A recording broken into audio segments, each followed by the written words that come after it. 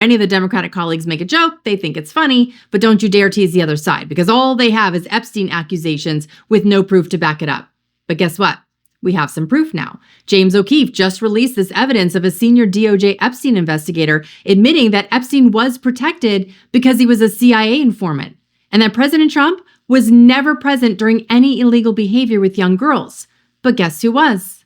The Clintons. Now, Glenn Prager was in charge of interviewing Epstein's victims. Here's what he said in an undercover interview. I'll tell you this, because no, it's not talked about yet, but it'll soon come out that he was a CIA informant. He was a CIA informant. He was a CIA informant. Although many have suspected it to be the case, this is the first time a Department of Justice official has confirmed that Epstein worked for the CIA and is a foreign asset. And Prager goes on to say that the case basically never went to court because Epstein made sure that he preyed on young children whose families were poor. So what he would do is essentially pay the victims off and get them to flip before anything could go to trial.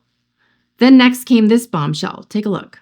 Many are trying to tie Trump to Epstein, but what Glenn Prager says is that Trump wasn't present during the inappropriate sexual behavior that he was investigating. But Prager does say that Bill Clinton was, backed up by his experience interviewing the victims and reviewing the Epstein Lolita Express itineraries. Quote, "They killed the Epstein list to protect the Clintons."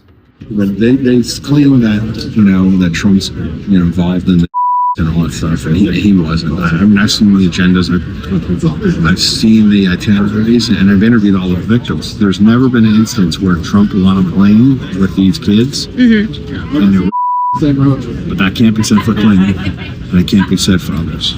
I remember that it was being killed because I know Clintons were on there, and The Clintons were on there. 100%. And while the Clintons were on the plane, while Bill Clinton was on the plane, there were that occurred. And that's what I'm saying. Trump, although as many flights as there were and all that kind of stuff, and on the island and all stuff, he was never there during a single alleged.